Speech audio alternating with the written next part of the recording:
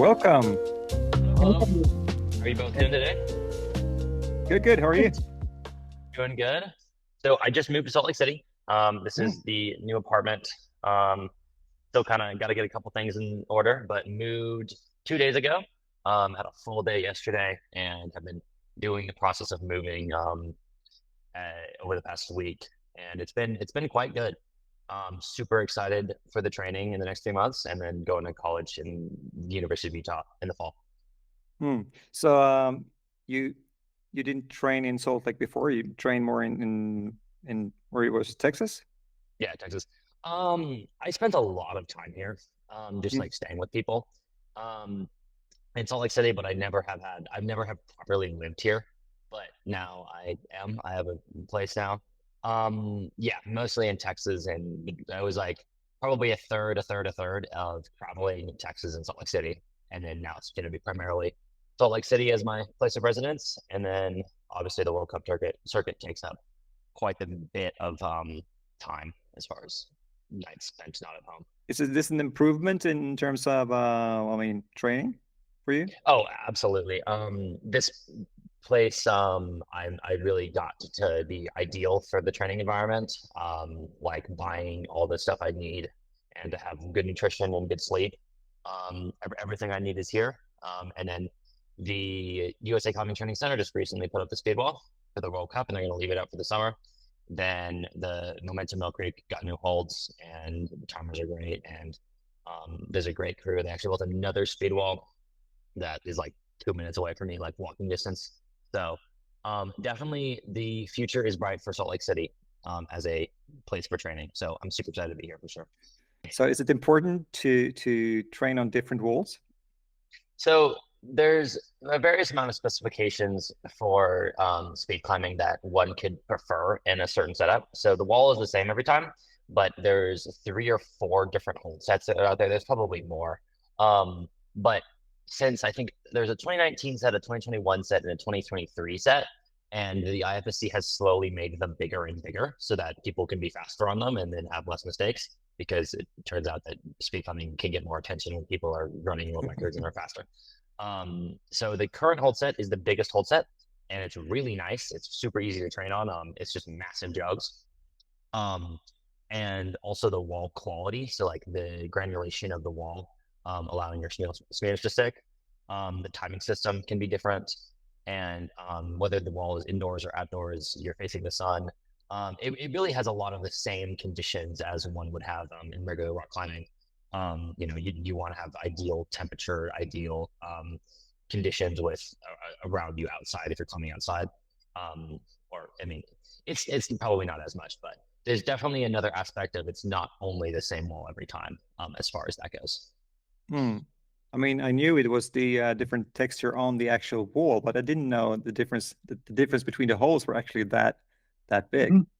Yeah, so what I would describe it as if you make a tiny mistake, in which case if your hand is a millimeter off, or maybe not a millimeter, a centimeter, then you're grabbing a smaller part of the hold, versus with the newest set, it's all a uniform jug. Versus with the older set, it's just a jug and a smaller portion of the hold. So in theory, if you hit everything perfect, then it's about the same. But if you make a tiny mistake, then you have more margin of error in with the larger hold set. Hmm. But the holds will be on the whole World Cup the same. It will be the last edition of the holds then. Yes. So for I believe all of the World Cup, I think IFSC actually still has the older ones certified, but for this World Cup and then for the World Cup in Wujiang and the World Cup in Chamonix and the Paris Olympics, obviously, um, there'll be all the new hold set. Um, so it's definitely quite nice to be training on that as well. That I'm competing on it. So we Uh, should be seeing even more consistency then, I guess. Yeah, I mean, hopefully, I think that kind of worked with the last couple World Cups. That's where it's people, but I mean, there's still so many other mistakes you could make. That's not just not down to the holds. It doesn't prevent all mistakes from everyone for sure, but it's definitely a step in the right direction. Hmm. what about the surface? It's not strange. That's always different. So I think there's a specification that it has to be above a certain granulation amount to like a population of the like sand or whatever. Like there's different methods you can use, but there's still various different ones that are allowed. So it's not super standardized as nothing is for IFSC comps, but it's not super standardized, but it generally, like, if it's within a certain range, it's about the same. Like you don't need a super textured wall, or as long as you can smear, it's mostly fine at a high level. I personally, some people would say, like, if I slip once, it throws off my game, and but I'm personally just like, yeah, if I have a tiny pop, it's fine. I can still do the nose. But how big is the difference actually? If you say in how many hundreds of seconds or approximately? I mean, between the bad and the good wall. So again, I would say it's a little bit more consistency based. Like you might slip more on a worse wall. I would say in terms of performance at max, a pretty small amount actually, because if you're having a perfect run, you're going to be able to have a pretty good run on either one. If your smears are sticking, like on either a bad wall or a good wall, they're going to be sticking. I would obviously say, if you said, okay, I'm going to give you 10 runs to run a 4.6, then I would say, give me the perfect wall for sure. But I don't think it's a biggest deal as far as like the granulations go specifically, just preventing slips. Because like I've had a couple runs, including the world record run actually, that my foot did pop a little bit, just like at the very end, it just slide down, and you can still do almost perfect run without that. So at a very high level for the top like speed climbers, I don't think it matters as much as people think, but it's definitely nice to have the best conditions possible. I guess it's a matter of feeling though. Like if you feel more, if you know it's a good wall with good holes, I mean, you're gonna feel more in control, right? Absolutely, yeah, absolutely. Yeah. It's more of a mental thing than people think. And my philosophy, it's just, I know I can do well regardless of the wall, and I'm going to be in situations where the wall isn't perfect and there's nothing I can do about that. So if you really want to have the ideal mentality of control the controllables, then it doesn't matter. But in actual reality, it does matter to a certain extent. But Right.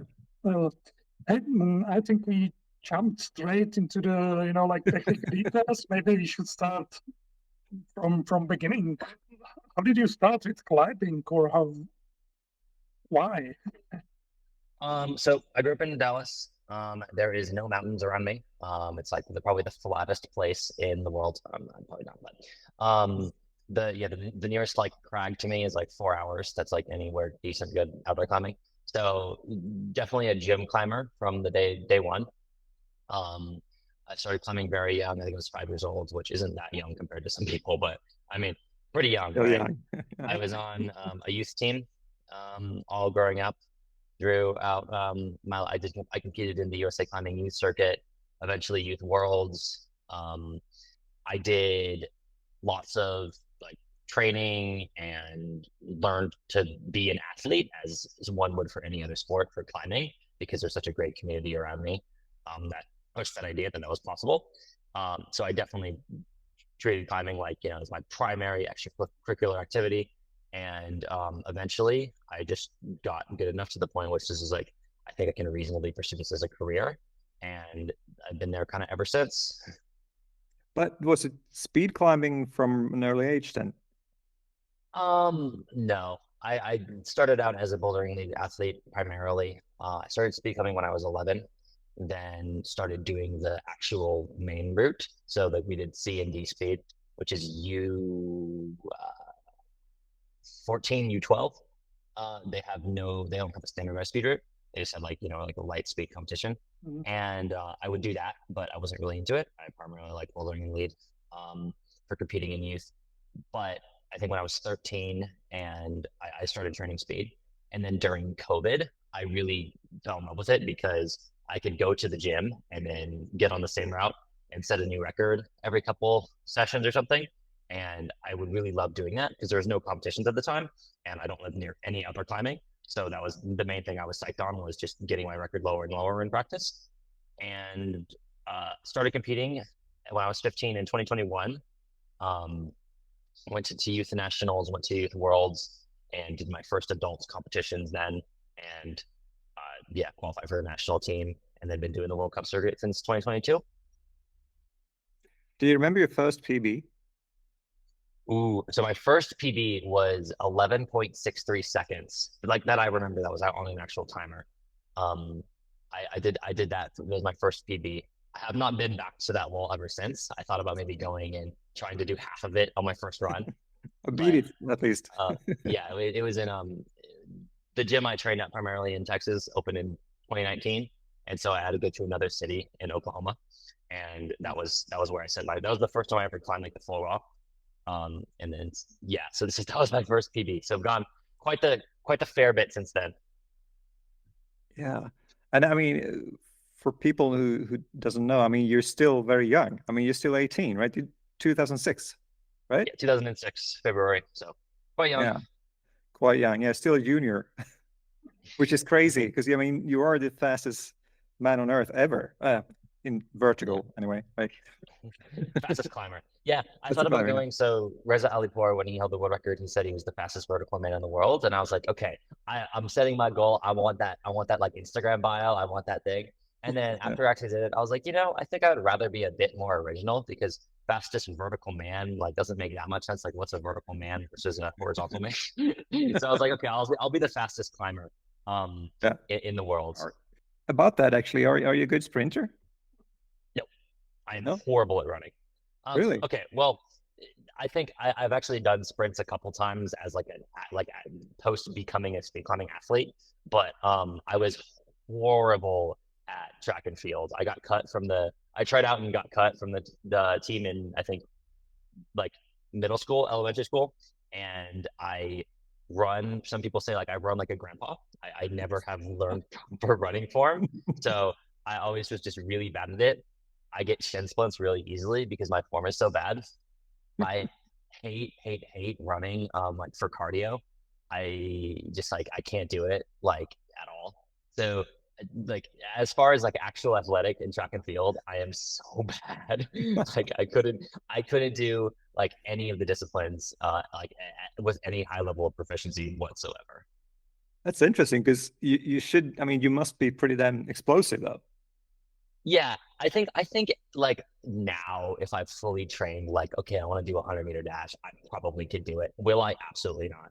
But like I think I could, like with my muscular breakdown. But I can always tell that story to like a younger athlete that's like, man, I don't have the talent to be good at climbing or anything. And I'm like, I will show you videos of me doing other sports when I was like 10 years old. And I swear you could be a world-class athlete in something that's not you need to find your niche. I mean, actually, I want to talk more about the actual speed climbing, the records, the route, the breakdown of it, and what you can improve. Let's start with your record run, 4.798, and you already said that wasn't perfect. How close was it to perfect though? Ooh, I don't actually know how close it is to perfect, to be honest. So the previous run, I had two qualifier runs, and the first one was a record at 4.85, and I actually got off the ground slower on that one, so I had a reaction time of 2.23. So if you don't know what that means, it means you have to be in speed climbing above 0.1 in order for it to be considered a legitimate time and not a false start. And I was 0.12 slower than that. So in theory, if I had a perfect reaction time, I would have ran like a 4.75 that first run. And then the second run, it was 1.23 reaction time.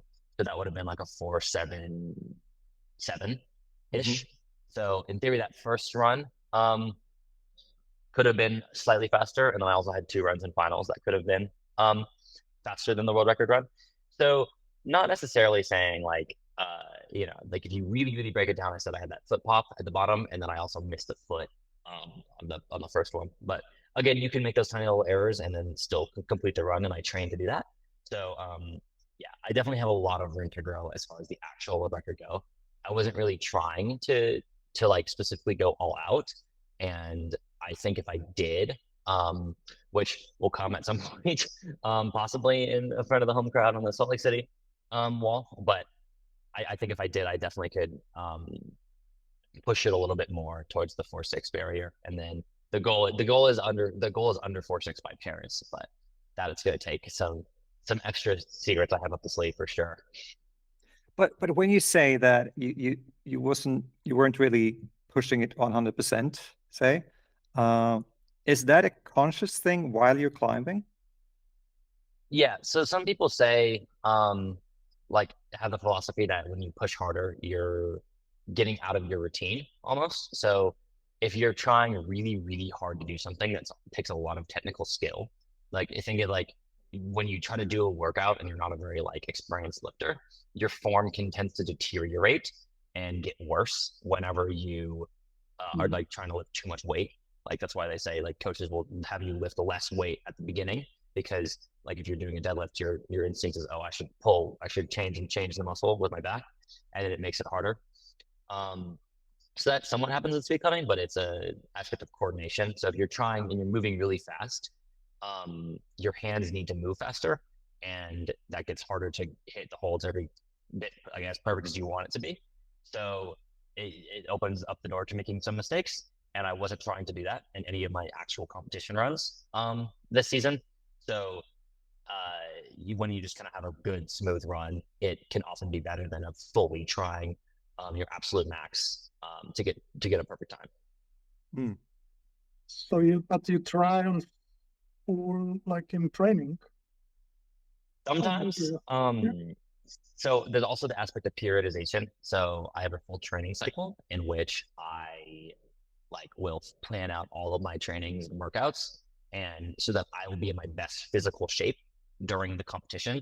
So that's also an aspect of I can try in training. So my practice PB is 477, slightly faster than my comp PB. But doing that but again, that aspect of for the World Cup, I was also very primed. My nervous system and my muscles and my mentality was just I can be at my best right now.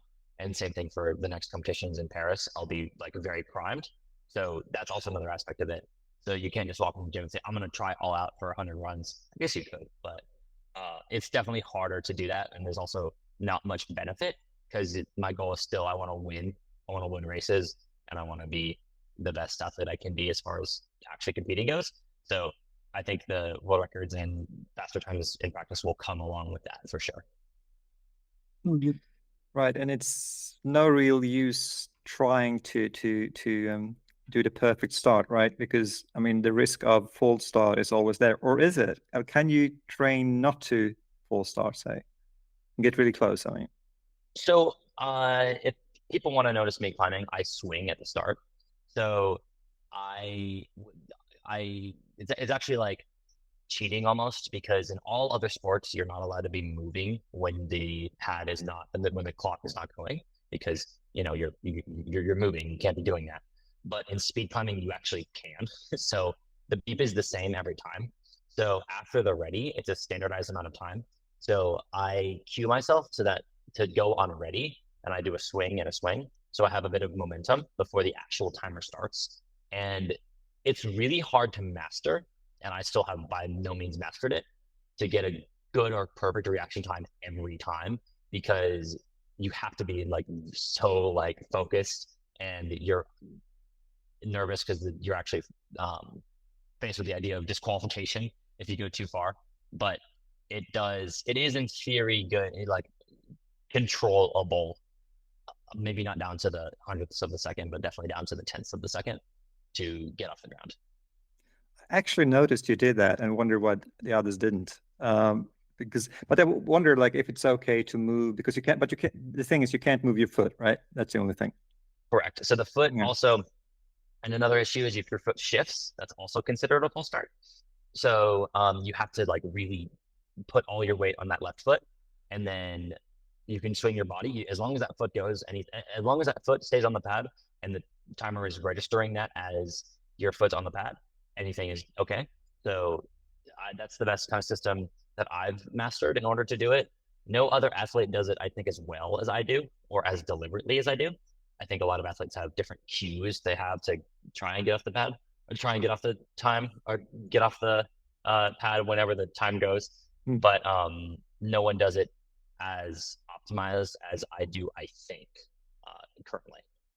But now they have analyzed whatever you do, like at the World Cup, so now everyone's going to start swinging. But it's going to take they're going to come out swinging, you know.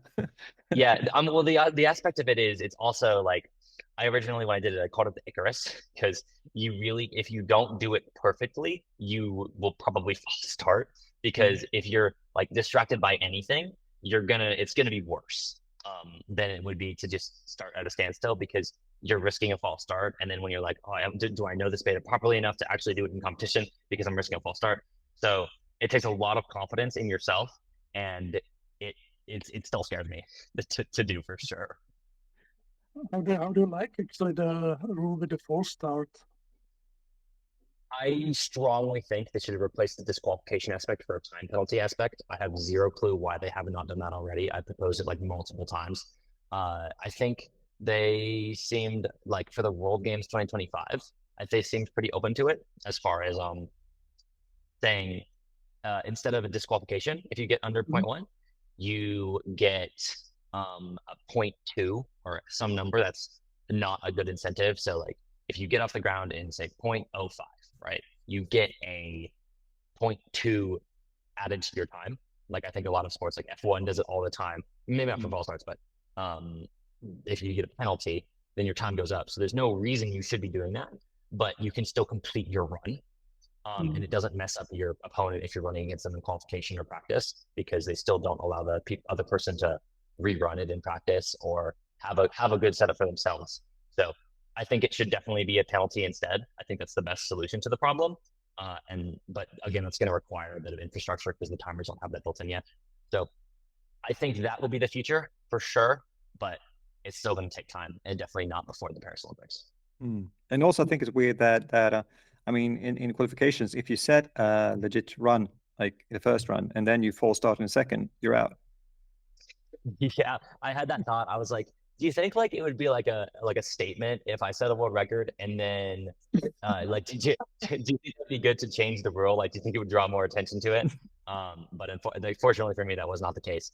But yeah, I would be an advocate because you fly across the world to do it, and then you get off the ground 0.02 of a second too fast. It's not worth it. No one benefits from that. No. I can say that now. You said that it's regarding the start there to not be distracted. Do you think would it be more difficult in Salt Lake, say, you know, home turf, lots of fans around you to really be able to not false start, like not to be too eager, say? I mean, there's obviously going to always be the nerves aspect of doing anything performance based, especially that low margin of error. But I've actually found it basically all the speed events I cut at, like the crowd gets so quiet before the beeps go. If you've ever been to a speed event, you know what I'm talking about. It's such a cool thing that like even massive venues like Chamonix, like with like 10,000 people in there, it gets silent. It's incredible. So yeah, not an issue currently. Maybe if we were full on climbing in like stadiums, then that could be an issue. But it's not currently enough of an issue to try to get a solution out of it. So that was the start. I'm sure you can break down the route into, like, you know, fractions of centimeters, but like what parts of the route, where can you improve? So me personally, so me and my coach Albert Oak, we did a full on, like we made a analyst of a bunch of runs I've done and a bunch of runs everyone else has done. And we did, what do I do faster than everyone else and what don't I do faster than everyone else? So during the middle, I'm taller, so my shoulder dips a little bit. So trying to move this left hand really fast and train that. Then there's also a point at the top in which I could be stepping slightly higher and consistently higher at a point of the hold. And then just optimization for a couple things, and then just getting stronger because I definitely have some room to grow. Again, I'm quite young. I'm definitely not at my physical prime yet. So there's definitely a lot of room to grow. And I think that there's ways to reach that. But you can't see, you know, with times coming down and speed going up. Is there Any possibilities for Yeah. new beta? So I think more people will change to the line that I'm currently doing. I think that's what's first going to happen, and then maybe everyone like of the past has said there's no new beta, and there's always been some new beta, but I really can't think of anything, and I've looked a lot, so we'll see. Hopefully that there can be something, or maybe someone will be like there'll be like a 6'7" athlete that can do something, but I can't currently think of something that's palatable to every speed climber that could be better for sure. But so what's different between your line and the others then?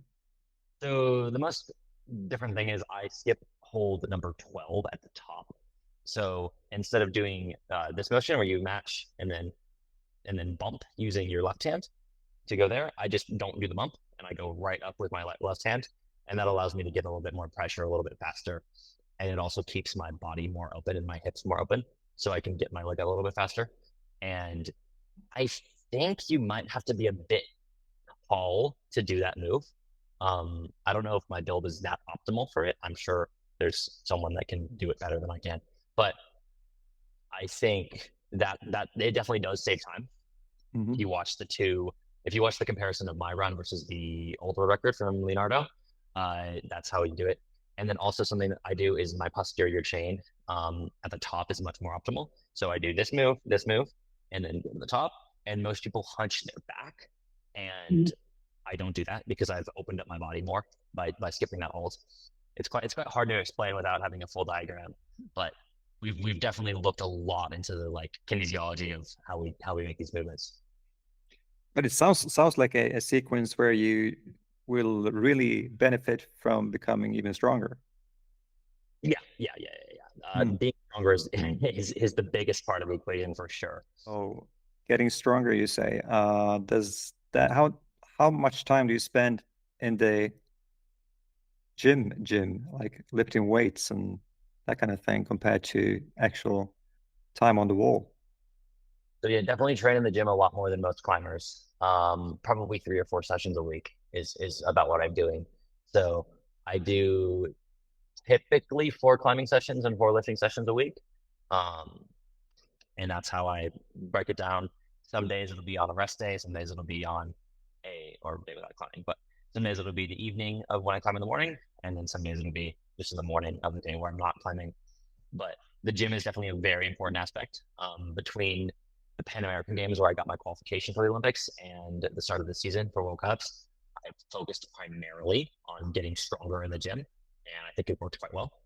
Like not focusing on, you're obviously going to be sore every single day, and your coordination suffers from that. So you start to make more mistakes when you're on the wall, but it definitely pays off when you're no longer sore and your autonomic nervous system is more primed for the competition and you're stronger now.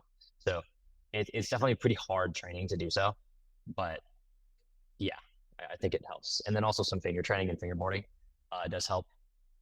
Some campusing to increase contact strength and resiliency in the fingers is something that not just speed climbers can benefit from, but I love doing it. I always preach to people that are like, because I'll do bouldering sessions with my friends all the time, and I'll be able to do things like elite level boulders can't do, as far as like certain types of movements where it involves contact strength, or like moves like paddles, like I'm disproportionately good at in terms of how good of a boulder I am.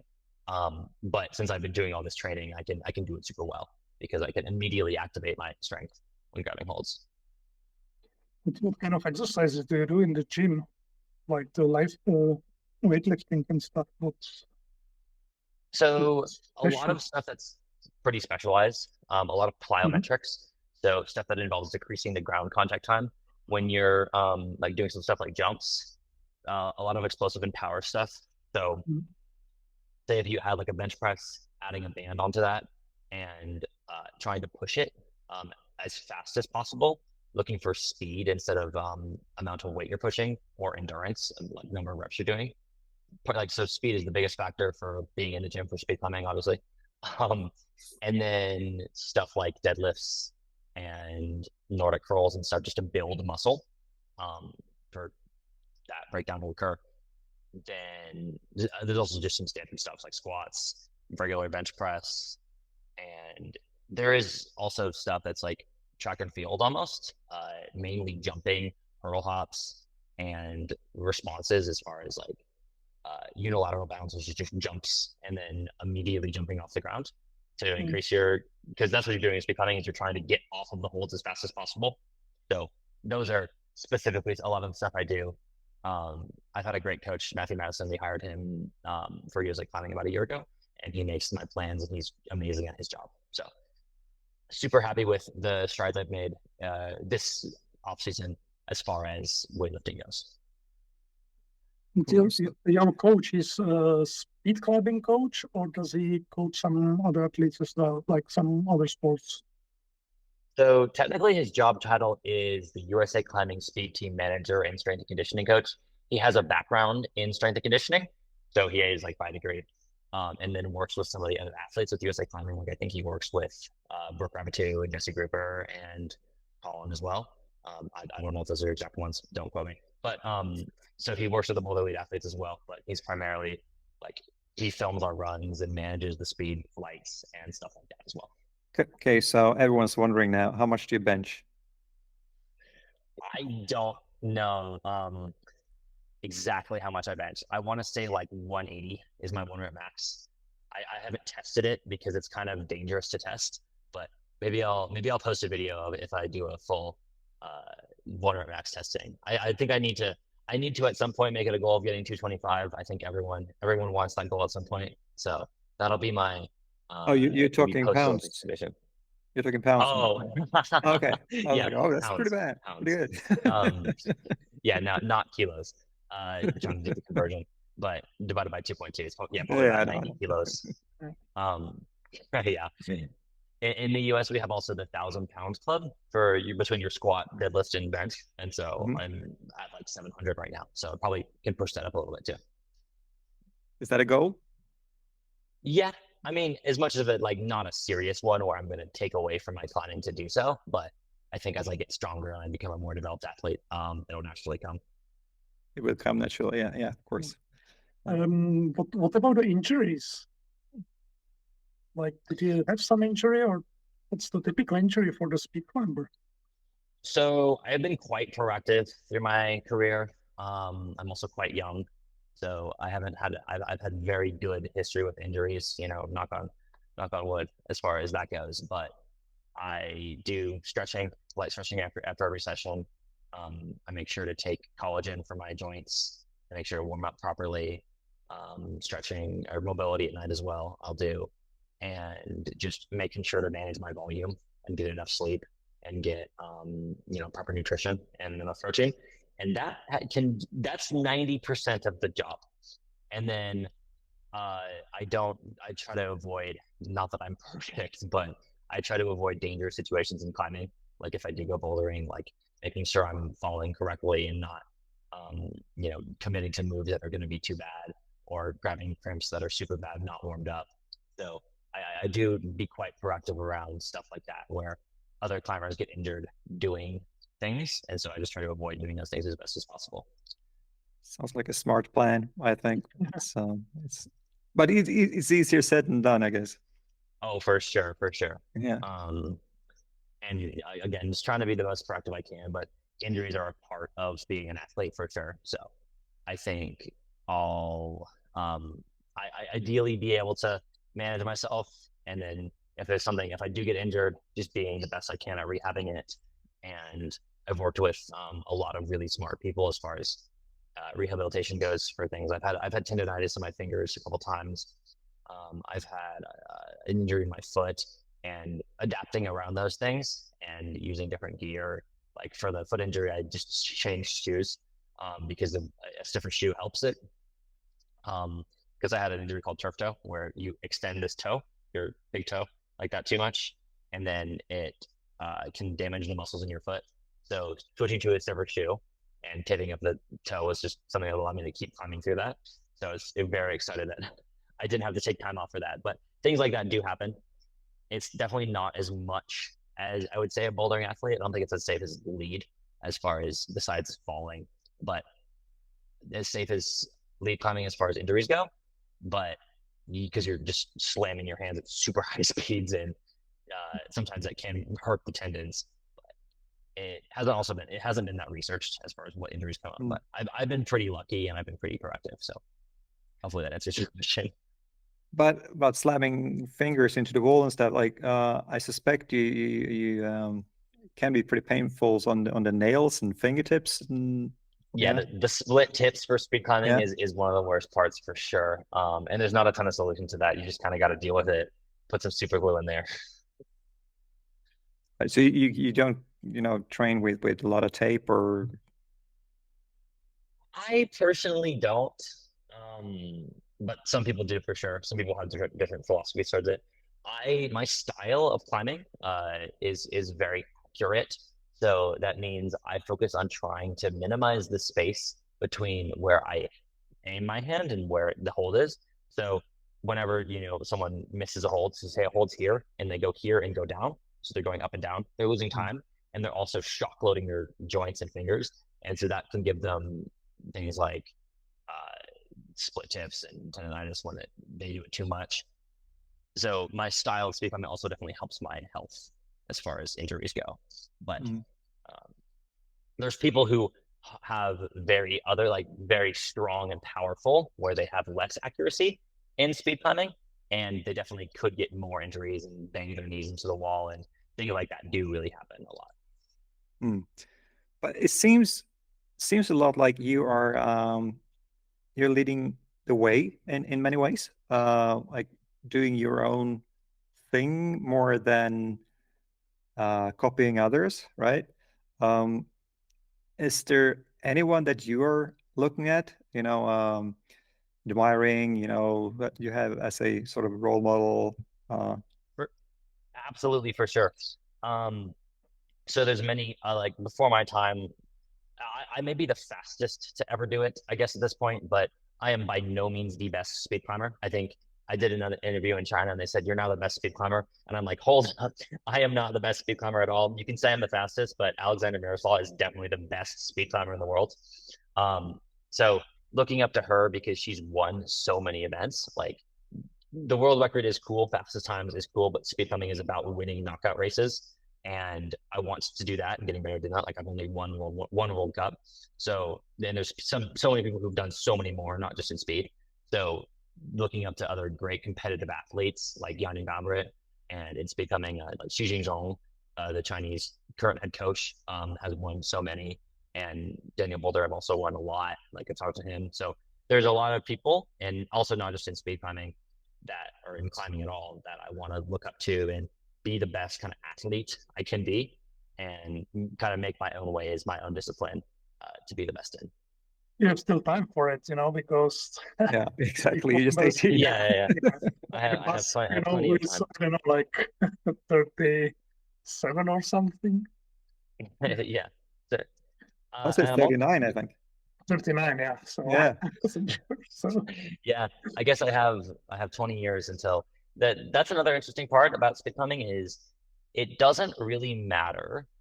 This is what I've heard from one of my friends who's a track and field coach.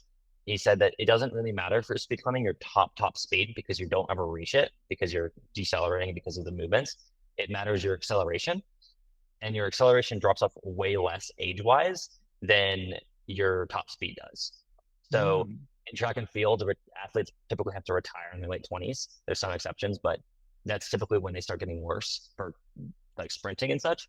But their acceleration can still be very similar, but their top speed will drop off.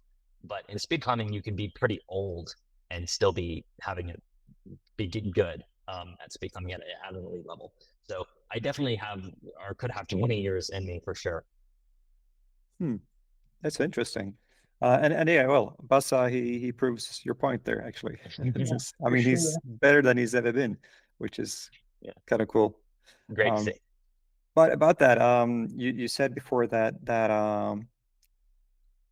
I think you said you want to reach like 4.6 before Paris? It's the 4.6? Sub 4.6, so 4.5.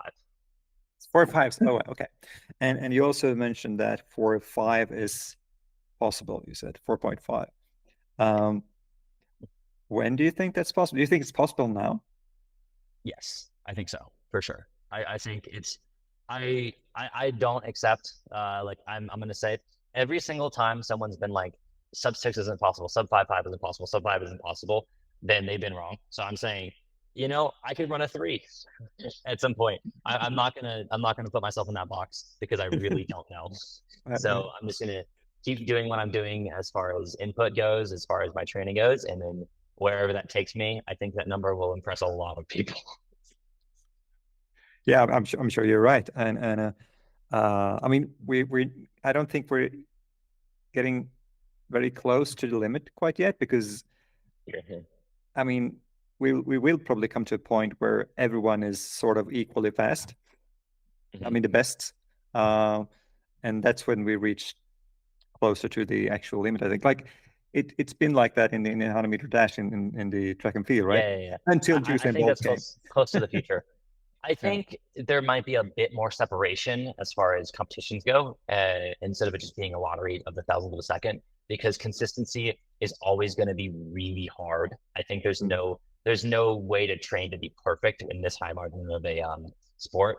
Like, and also, like, I mean, there's not, because in a 100-meter dash you're just running. It's less like high margin. It's not like you see people slip and fall in the 100-meter dash. So much. But like, even Steph Curry misses a free throw once every 10 times. So I think it's similar to that. I would say it's a bit harder. It's like making a free throw 16 times when you make hand movements. So I think there's definitely people who are going to be better and worse at consistency, and that'll make competitions interesting in the future when everyone is really, really fast. Yeah. And I guess, I mean, probably the hurdles would be a better comparison than the dash. Even though I mean, speed climbing is still way more complex and complicated than hurdles. Yeah, I think speed climbing probably has one of the higher rates of like higher level mistakes as in the Olympics. Like, I can't think of many sports where like people that are like elite athletes will like fall as much as in speed climbing. But maybe I'm wrong. But that's why I think it was so impressive in Wujang, what both you and Pen, is it? Pengwu, yeah. Pengwu, yeah, what he did, because you were super consistent all the way through. I mean, you made a slight mistake in the final, right? And still you did what, 5.1, yeah. 5.1, which is crazy with a mistake.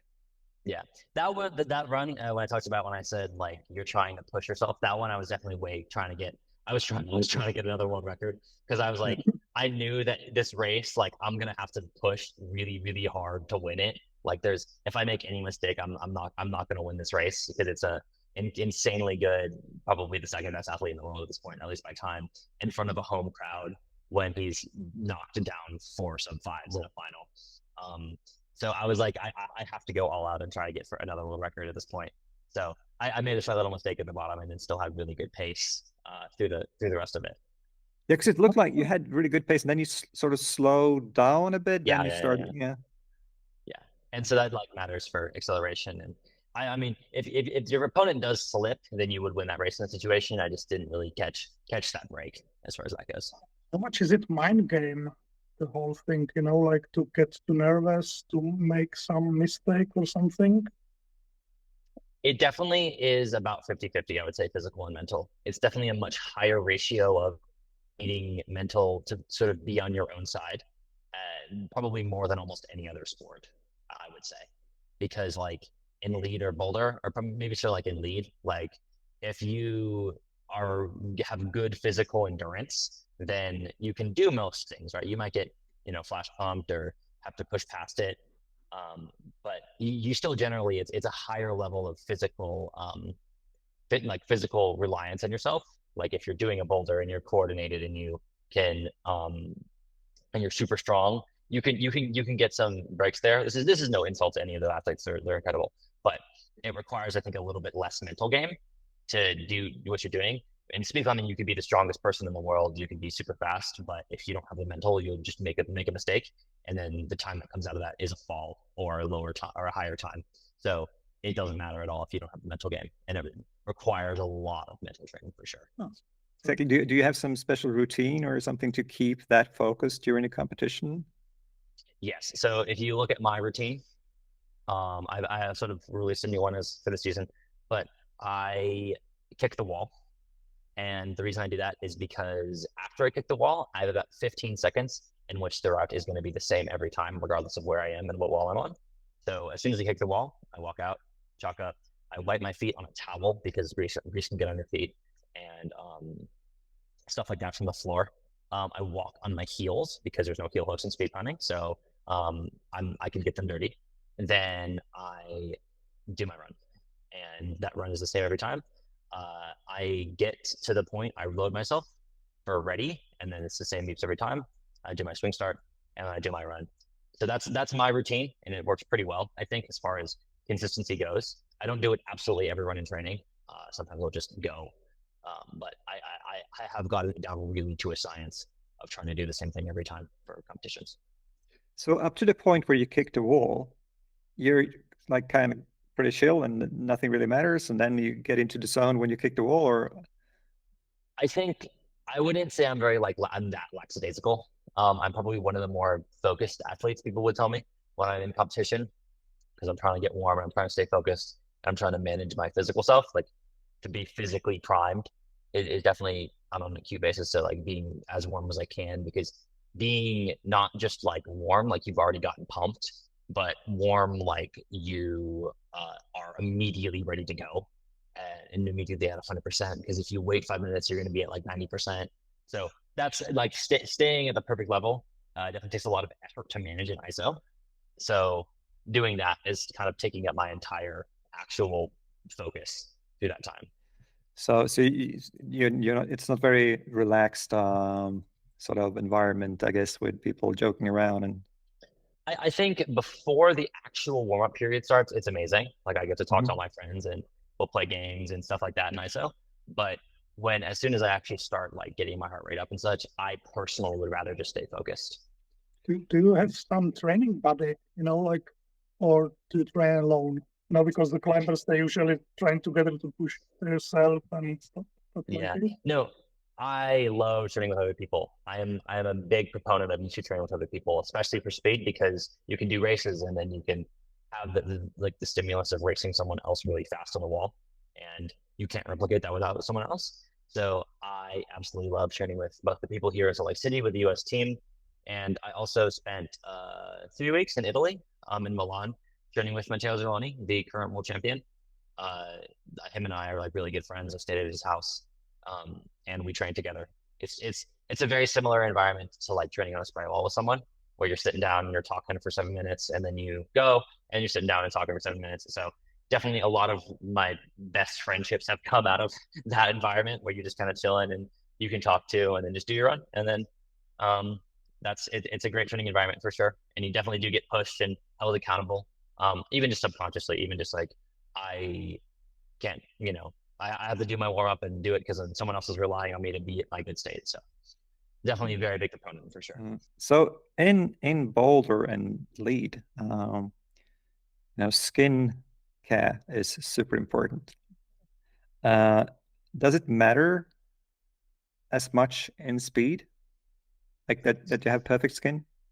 So this is what I would say is speed climbing wears down your skin at about the same level as like hard bouldering does. Maybe because you do less actual climbing when you go to the speed gym. So like if I go to the gym and I do 10 runs in a day, I'm grabbing way less holds than someone would be if they're training bouldering. But the holds are really like you're taking off more skin per hold touch, I guess, too, because you're doing it really fast. But I would say yes, but also the skin gets really bad. It doesn't take away from your performance that much. Like it hurts, but it doesn't like make it actually that much harder, which I guess is true for bouldering too. It's just actually it's just way like longer. So it's subconsciously like if I do a 5 second run with bad skin, I'm like, oh, I hit the buzzer. Oh, my skin hurts. But if you're actually trying to do a boulder, I think it's way worse. But Yeah. skin is definitely it does wear down as at the rate of a normal climber for sure. Still have to take a rest day for that reason. So it's really good. I've been working with Full Cream Milk out of Singapore, and they have a really good hand care solution to like men. It's so good. It's like by far the best. It's actually like they infuse collagen in it too. So that helps a lot too, to keep my hands hydrated, especially in Salt Lake City because it's so dry here and I'm used to it being so humid. So definitely a pretty big proponent of skincare, and washing your hands after every session is almost the biggest part of it too. Have you noticed any difference in how people view speed climbing now that it's, I mean, I feel it's getting so much bigger and gets more attention. Have you noticed this? Yeah, so that's always kind of been the goal with me personally, is not only do I want to be the best athlete that I can, I want to be the best ambassador for speed climbing that I can be. So I think speed climbing has definitely not only gained the interest of climbers in the way that it hasn't for before, and it's gained like a lot of attention outside of speed climbing, like within the Olympic community. And I think actually being its own sport in the Olympics will really help. But I've been super pleased recently, and I think it is still has a lot of room to grow and will grow a lot. But every interaction I've had in the climbing community and with other athletes has been very positive. I mean, some of my best friends are both elite athletes and other climbers, and um, I think the respect starts with me as an athlete. They know that I'm really methodical about training, and then that garners the respect of them, and then that helps them respect other speed athletes because they know how hard it is. So that aspect is definitely key to it. Then I think also the combined format was what everyone hated, and not just speed climbing before it split off. Like I think speed climbing got a lot of negative attention from both elite athletes who didn't want to speed climb and were kind of forced to, which I don't like. I get, right.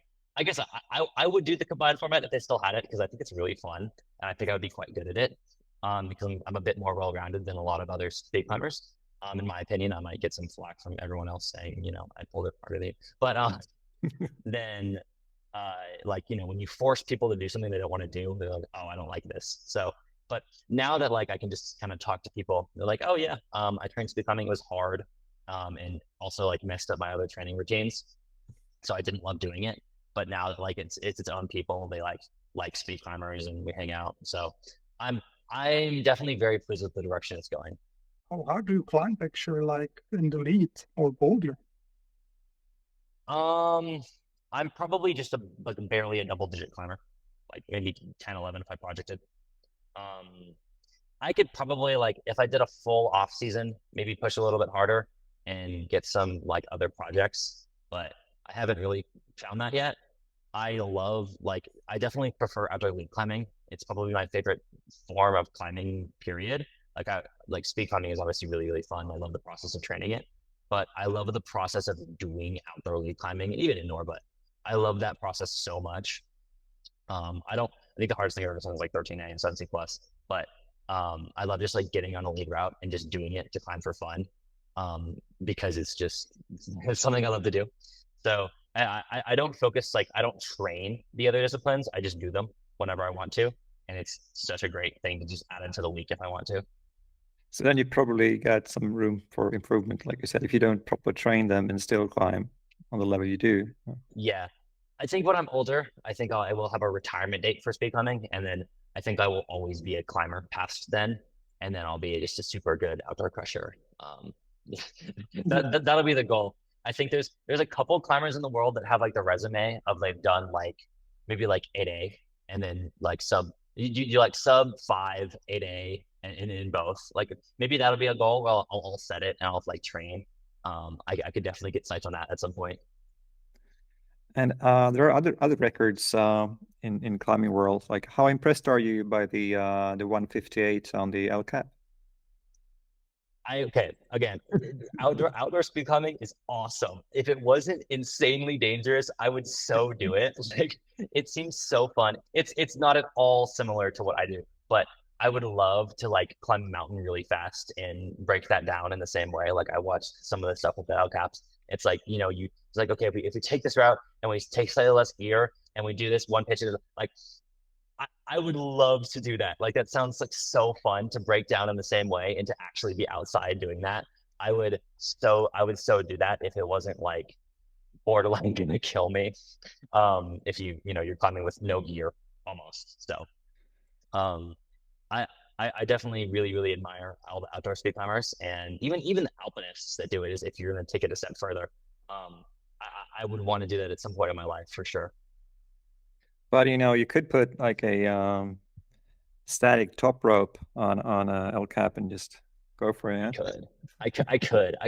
I think you would lose some speed though if you're not like fully multi-pitching it though. If like it just wouldn't be like you have to take a little bit of the safety precautions out in order to do it faster. But I think like if I trained to be a good multi-pitch climber, which would take a long time, right? I would have to actually do it.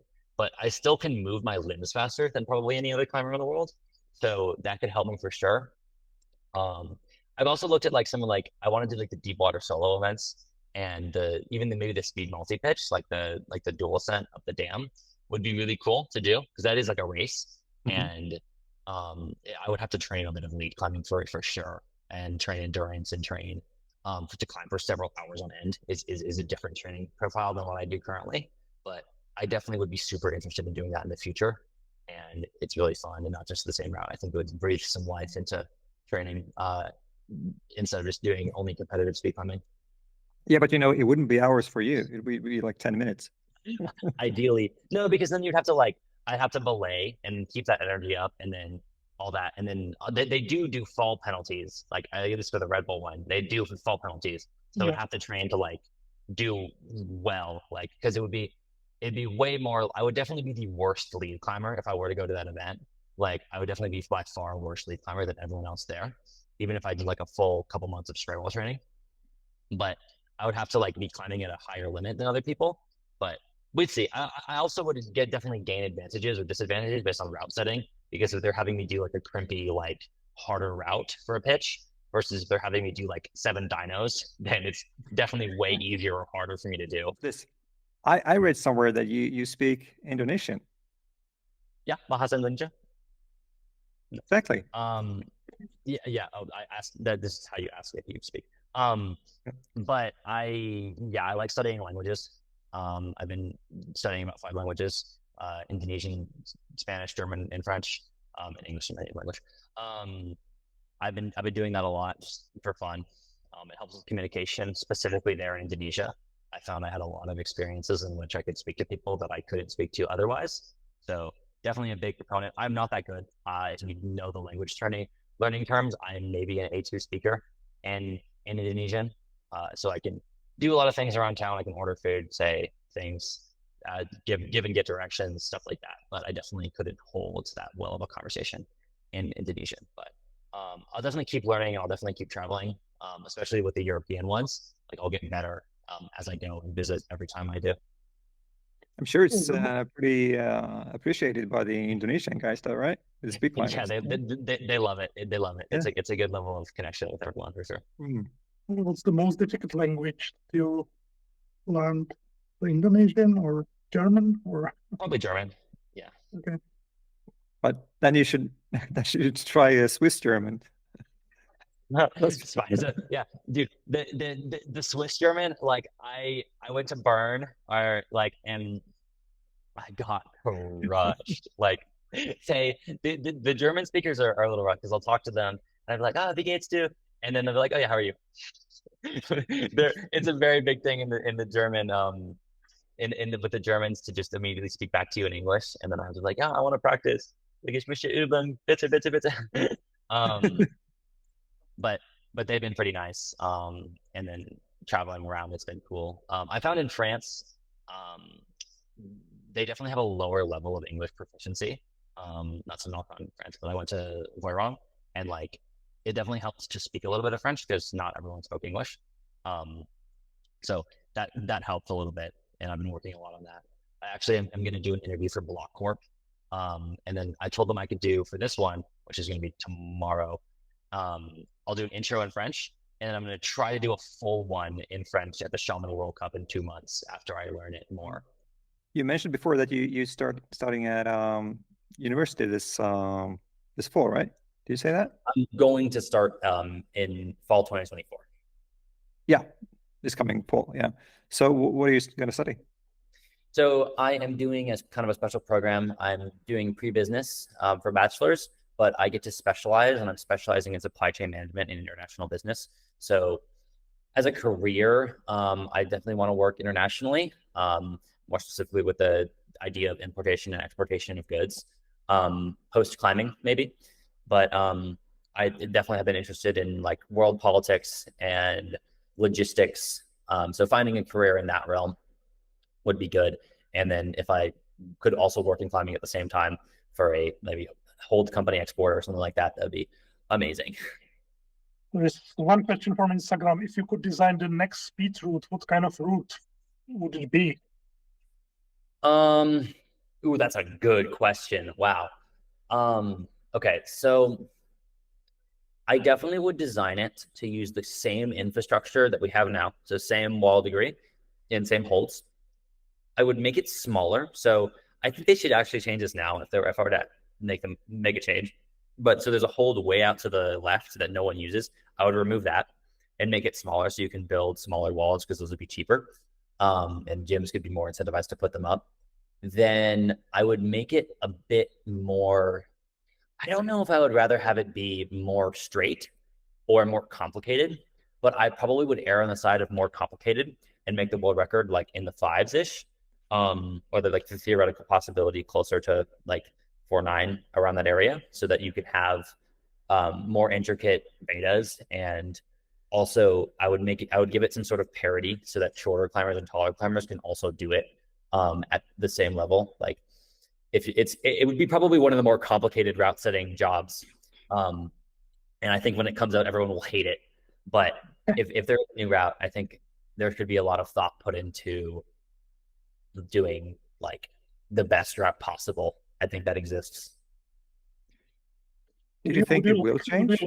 Yeah, exactly. And would you like to train in the new route?